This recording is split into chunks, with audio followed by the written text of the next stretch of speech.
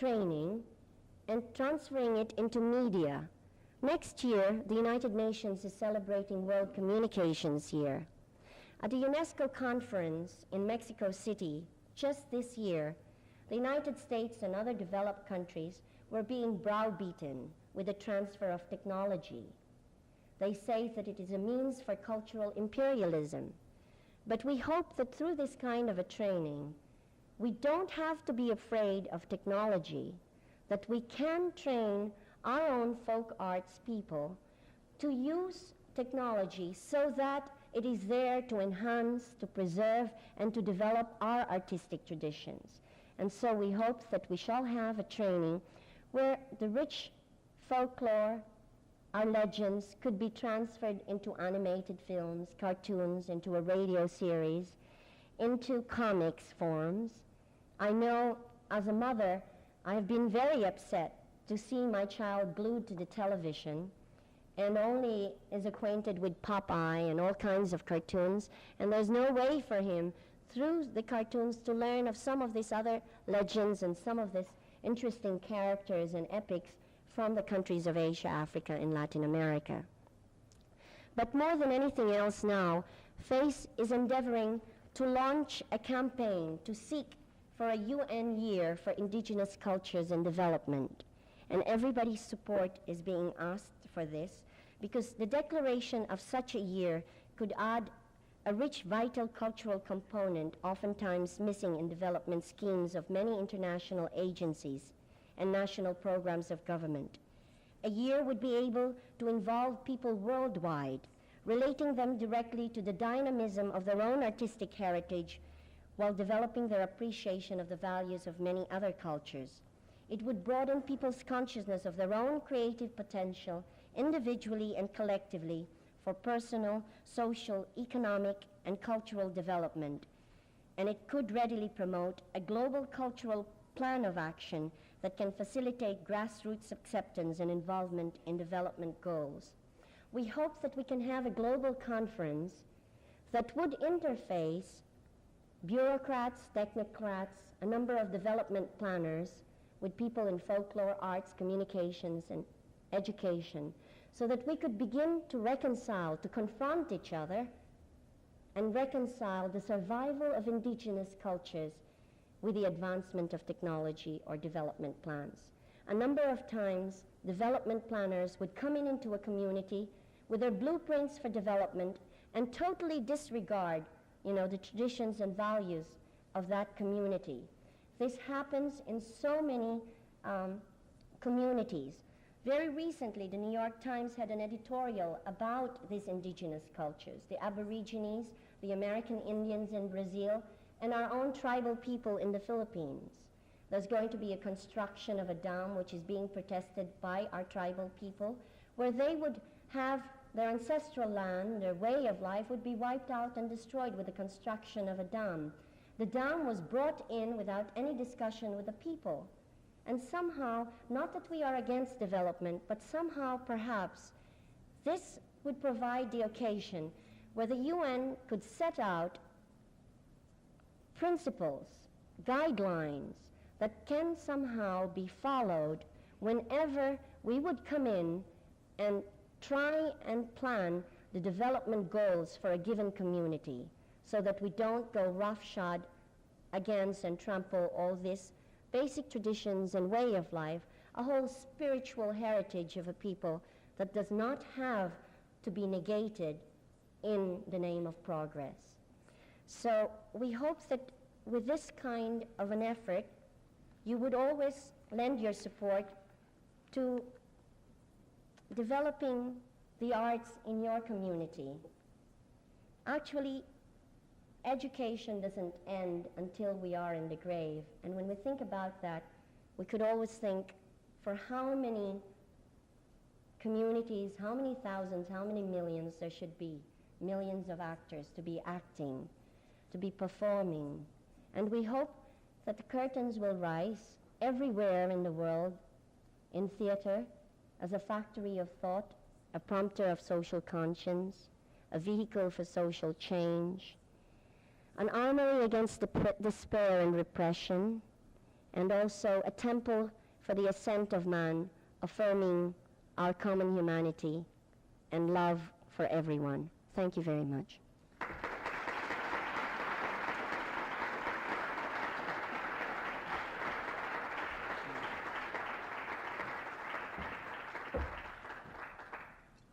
We now open the floor for questions.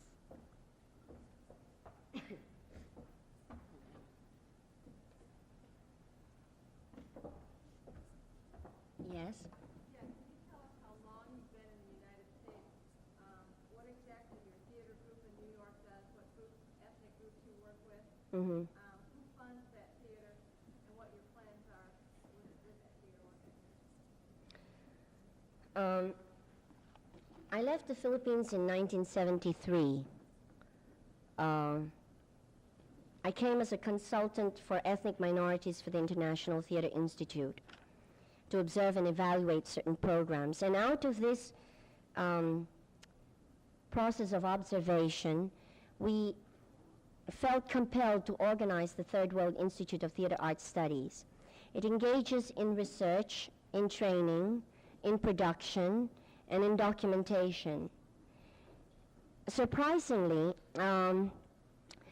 it has survived with basic volunteer services from a core of people. Most of them are Filipinos from our group.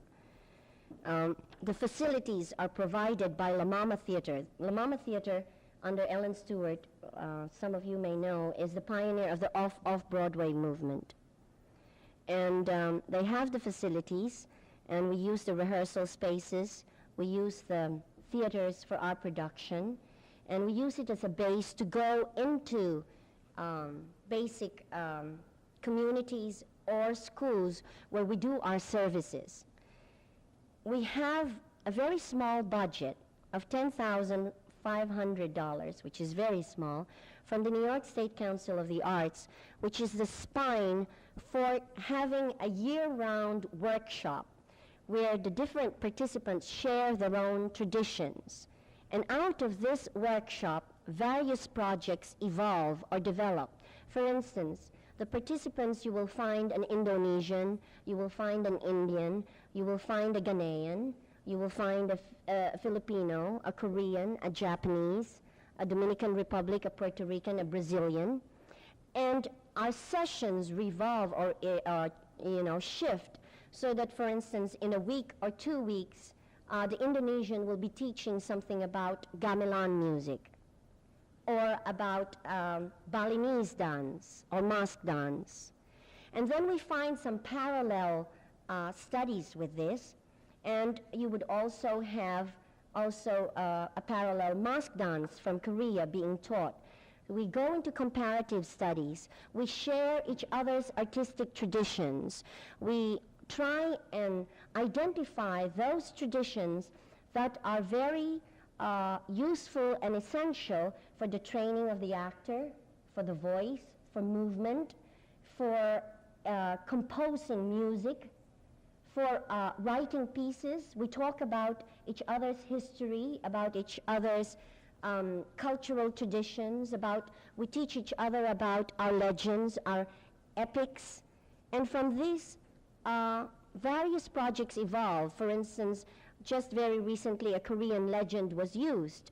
The Korean legend was created into a dramatic piece, but while it was Korean, essentially its soul was Korean, the performances evolved or utilized other artistic traditions. For instance, the battle scenes would use the capoeira dance tradition from Brazil, which is African in its origin.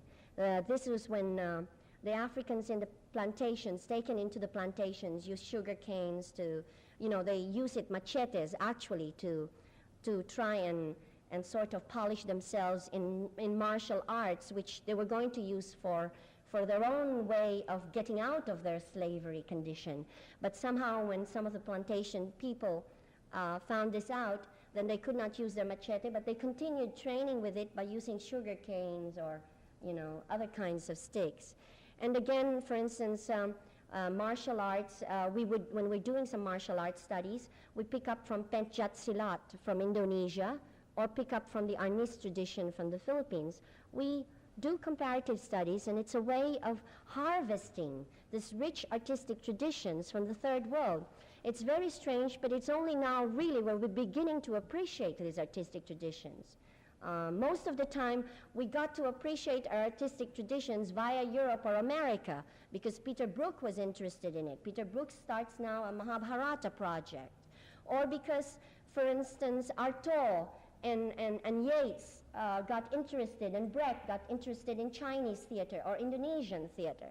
But we in the Philippines, before we got to really appreciate Indonesian theater, as I was explaining, it took some time before we really did this. And yet, Indonesia and the Philippines, I think we're brothers and sisters. I mean, we look alike. You go to Indonesia and I almost faint because I think I see somebody who I know, and he's Indonesian.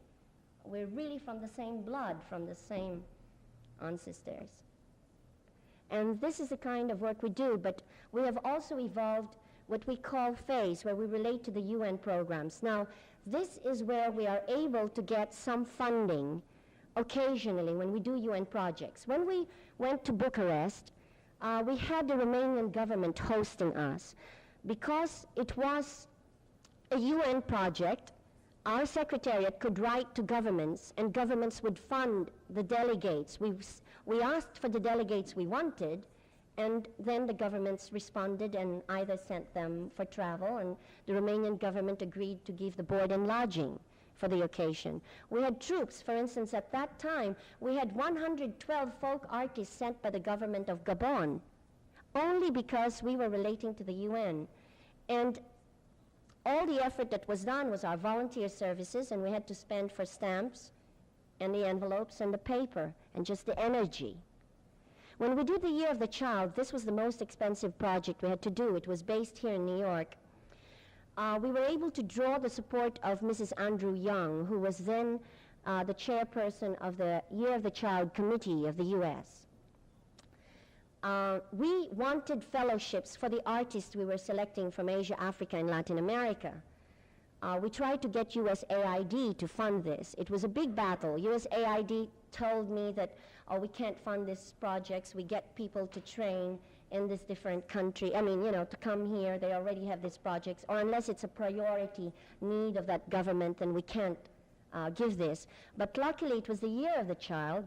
We were able to talk for 3 hours. Mrs. Young was able to say, well, even if you've rejected Cecile, will you see her again and really try and listen to what she's trying to do? So we were able to hold them for 3 hours and explain to them why it was crucial that we bring in these people and train them within the context of a developing country experience, which was to provide the ethnic minority experience or context. A lot of times, a number of people come from a developing country, train in a very advanced kind of thing, and sometimes get alienated when they go back because, oh, I don't have the computer system that I want. I don't have the great lights that I need for this. But we were trying to train them to approximate the same kind of deprivation or the same kind of limitations that they would encounter. We trained them to go into the Bronx, into the bad sections of the thing, in order to feel how they could really go back to their own blessed communities and work and be effective and really serve the community and not be disenchanted because they don't have the blessed technological advances which they have been trained in. I'm sorry, I get very passionate about this. Is there anything else? Yes. Does that answer your question? I'm sorry. Yes. So we have to come to you, New York Experience Workshop right now. Actually, you could do it here, anywhere you are, actually. I'm sure you have a number of foreign students here, somewhere, somehow. If you run a little workshop, you know, gather all these foreign students, somehow maybe somebody knows a lullaby, somebody knows a certain dance, and have some sessions once a week and develop a kind of an encounter with each other. And you'll find what a great social experience it is. You may find some dates besides, but